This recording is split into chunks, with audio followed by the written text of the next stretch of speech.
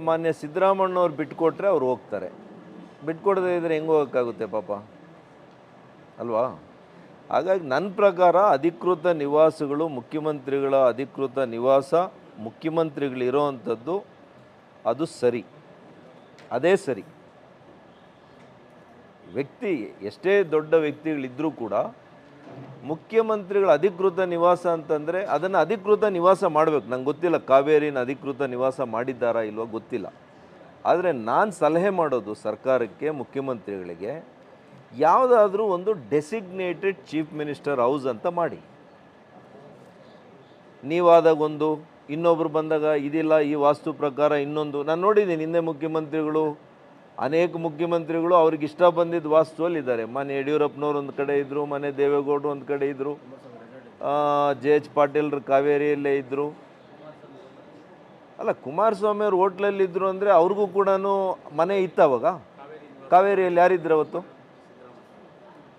ನೀವು ಅಧಿಕೃತ ನಿವಾಸ ನೀವು ಇದ್ಕೊಂಡು ಮುಖ್ಯಮಂತ್ರಿಗಳು ಹೋಟ್ಲಲ್ಲಿದ್ದಾರೆ ಅಂದರೆ ಪಾಪ ಇನ್ನು ಕುಮಾರಸ್ವಾಮಿ ಅವರು JP ನಗರಿಂದ ಬರೋಕ್ಕಾಗುತ್ತಾ? ತಪ್ಪು ಕಂಡಿಡೀರಿ, ಸರಿಯಾಗಿರೋವಂಥ ತಪ್ಪು ಕಂಡಿಡೀರಿ. ನೀವು ಅಧಿಕೃತ ಮನೆಯನ್ನು ಖಾಲಿ ಇಟ್ಟು ಅವ್ರು ಬರ್ದಿರ ಇದ್ದರೆ ಕುಮಾರಸ್ವಾಮಿ ಅವ್ರು ತಪ್ಪಪ್ಪ, ನಾನು ಒಪ್ಕೊಳ್ತೀನಿ. ನೀವು ವೆಕೇಟೇ ಮಾಡ್ದಿರ ಕಾವೇರಿ ಮನೇನ, ಅವ್ರು ಸೆಂಟ್ರ್ ಆಫ್ ಸಿಟಿಯಲ್ಲಿರಬೇಕು. JP ನಗರಿಂದ ಡೈಲಿ ಬಂದು ಹೋಗ್ಬೇಕಂದ್ರೆ ಎಷ್ಟು ಇವತ್ತು ಟ್ರಾಫಿಕ್ ಜಾಮ್ ಆಗುತ್ತಾ ಇಲ್ವಾ? ಎಲ್ರಿಗೂ ಸಮಸ್ಯೆ ಅದು.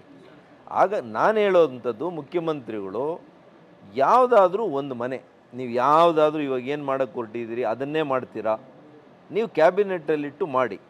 ಮುಖ್ಯಮಂತ್ರಿಗಳ ಅಧಿಕೃತ ನಿವಾಸ ಅಂತಂದರೆ ಅದು ಮುಖ್ಯಮಂತ್ರಿಗಳು ಮಾತ್ರ ಇರಬೇಕು, ಇನ್ಯಾರೂ ಇರಬಾರ್ದು. ಇವತ್ತು prime minister race course number 7 ಇದೆ. ಮನಮೋಹನ್ ಸಿಂಗ್ ಅವರು ಇದ್ದರು, 10 ವರ್ಷ ಇದ್ದರು. ಅವ್ರು ಇಳಿದು 1 ತಿಂಗಳು ಒಳಗಡೆ ಖಾಲಿಯಾಗಿತ್ತು. ಅದೇ ರೀ ಪರಂಪರೆ ಇರಬೇಕು, ಅದೊಂದು cycle. It is not mister Manmohan Singh's house, it is a prime minister of India's house. ಹಂಗೆ ಆ ಥರ ಒಂದು ಡೆಸಿಗ್ನೇಟೆಡ್ ಮನೆ ಇದ್ದರೆ ಅದು ಶೋಭೆ ಅಂತ ನನಗನ್ಸುತ್ತಪ್ಪ. ನಾನೇನು ವೈಯಕ್ತಿಕವಾಗಿ ಯಾರನ್ನೂ ಟೀಕೆ ಮಾಡ್ತಾ ಇಲ್ಲ, ಬಟ್ ಇದು ಒಂದು ಪರಂಪರೆಯನ್ನು ನಮ್ಮ ಸರ್ಕಾರ ಮಾಡಬೇಕು. ಮುಖ್ಯಮಂತ್ರಿಗಳೇ ಇದನ್ನು ಕ್ಯಾಬಿನೆಟ್ಟಲ್ಲಿ ಒಂದು ತೀರ್ಮಾನ ತಗೊಳ್ಳಿ ಅಂತೇಳಿ ನಾನು ಅವ್ರಿಗೆ ಸಲಹೆಯನ್ನು ಕೊಡ್ತೀನಿ. ಆ ಕಾರ್ಯಕ್ರಮ ಅವತ್ತು ಸಾಂಸ್ಕೃತಿಕ ಕಾರ್ಯಕ್ರಮಗಳು ಕೂಡ ರಾತ್ರಿ 7:30-8 ಗಂಟೆಯಿಂದ ಪ್ರಾರಂಭ ಆಗಿ ಸುಮಾರು 10-10:30ವರೆಗೂ ಕೂಡ ಈ ಕಾರ್ಯಕ್ರಮ ಅಲ್ಲಿ ಆಗುತ್ತೆ. ಹಾಗಾಗಿ ತಮ್ಮ ಮೂಲಕ ನಾನು ಮನವಿ ಮಾಡೋದು ಮಾಧ್ಯಮ ಸ್ನೇಹಿತರಿಗೆ, ಆದಷ್ಟು ಇನ್ನೂ ಯಾರ್ಯಾರು ಅರ್ಹ ಫಲಾನುಭವಿಗಳಿದ್ದಾರೆ ಅವರಿಗೆ ಮಾಹಿತಿಯನ್ನು ಕೊಡುವಂಥದ್ದು ಮತ್ತು ಈ ಕಾರ್ಯಕ್ರಮದ ಬಗ್ಗೆ ತಾವು ಸ್ವಲ್ಪ ಹೆಚ್ಚು ಪ್ರಚಾರವನ್ನು ಕೊಡೋದ್ರ ಜೊತೆಗೆ ತಾವುಗಳು ಕೂಡ ಈ ಕಾರ್ಯಕ್ರಮದಲ್ಲಿ ಭಾಗವಹಿಸಬೇಕು ಅಂತೇಳಿ ನಾನು ವೈಯಕ್ತಿಕವಾಗಿ ನಿಮಗೆಲ್ಲ ಆಮಂತ್ರಣವನ್ನು ನಾನು ಈ ಮೂಲಕ ನೀಡ್ತೇನೆ ಮತ್ತು ನಿಮಗೆ ಇನ್ವಿಟೇಷನ್ಸನ್ನು ಕೂಡ ಪರ್ಸ್ನಲ್ಲಾಗಿ ಕಳಿಸ್ಕೊಡೋ ಅಂಥದ್ದು ಕೂಡ ಆಗ್ತದೆ. ತಾವುಗಳು ಕೂಡ ಎಲ್ಲ ಬರಬೇಕು ಅಂತೇಳಿ ತಮಗೆ ಮನವಿ ಮಾಡ್ತೇನೆ. ಹಾಗಾಗಿ ಮತ್ತೆ ನಾನು ಹೇಳುವಂಥದ್ದು, ನನ್ನ ಸೇವೆ ಇದು ನಿರಂತರವಾಗಿ ಈ ಕ್ಷೇತ್ರದ ಮೇಲೆ, ಈ ಮಣ್ಣಿನಲ್ಲಿ ಹುಟ್ಟಿರೋ ಒಂದು ಕಾರಣದಿಂದ ನನ್ನ ಉಸಿರಿರೋವರೆಗೂ ಕೂಡ ಇರುತ್ತೆ. ಇದು ರಾಜಕಾರಣಕ್ಕೆ, ಗೆಲುವು ಸೋಲಿಗೆ ಅಥವಾ MLA, ಮಂತ್ರಿ ಅಥವಾ ಸಂಸತ್ ಸದಸ್ಯನು ಇವೆಲ್ಲ ಯಾವುದೂ ಕೂಡ ಅಡ್ಡಿ ಬರೋದಿಲ್ಲ.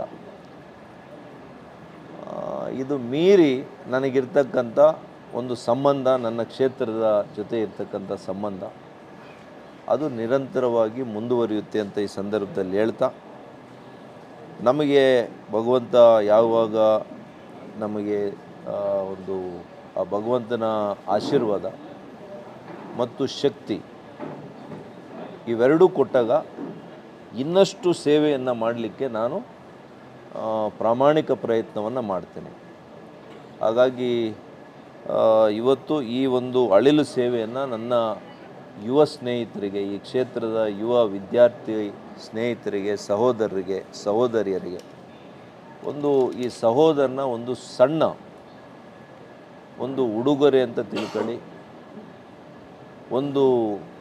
ನಿಮಗೆ ಒಂದು ಬೆನ್ನು ತಟ್ಟುವಂಥ ಒಂದು ಉತ್ತೇಜನ ಮಾಡುವಂಥ ಒಂದು ಕಾರ್ಯಕ್ರಮ ಅಂತ ಭಾವಿಸ್ಕೊಂಡು ಇದನ್ನು ಸದ್ಬಳಕೆ ಮಾಡ್ಕೊಳ್ಳಿ. ನೀವು ಒಬ್ಬ ವ್ಯಕ್ತಿ ಇವತ್ತು ನೀವು 5,000 ಯಾಕೆ 10ನೇ ಕ್ಲಾಸ್ ಪಾಸಾಗಿ ನೀವು ಬಂದಿರೋದಕ್ಕೆ ನಿಮಗೆ ಸಿಗ್ತಾ ಇದೆ. ಹೀಗೆ ಮುಂದೆ ನಿಮಗೆ ನನ್ನಂಥ ಅನೇಕ ವ್ಯಕ್ತಿಗಳು ಮುಂದೆ ಬರ್ಬೋದು, ಸಂಘ ಸಂಸ್ಥೆಗಳು ಮುಂದೆ ಬರ್ಬೋದು, ಹೆಸರಾಂತ ಕಂಪನಿಗಳು ನಿಮ್ಮನ್ನು ಹುಡ್ಕೊಂಡು ಬರ್ತಾರೆ. ವಿದ್ಯಾವಂತರಾದರೆ, ಉನ್ನತ ಶಿಕ್ಷಣವನ್ನು ಪಡ್ಕೊಂಡ್ರೆ ಅದು ನಿಮಗೆ ಮುಂದೆ ಭಾಳ ದೊಡ್ಡ ದಾರಿ ದೀಪ ಆಗ್ತದೆ ಮತ್ತು ಭವಿಷ್ಯದಲ್ಲಿ ಭಾಳ ಎತ್ತರಕ್ಕೆ ಬೆಳೆಯುವಂಥವರು ಆಗಬೇಕು ನಮ್ಮ ಈ ಭಾಗದ ಹುಡುಗರು ಅನ್ನುವಂಥದ್ದು ನನ್ನ ಬಯಕೆ.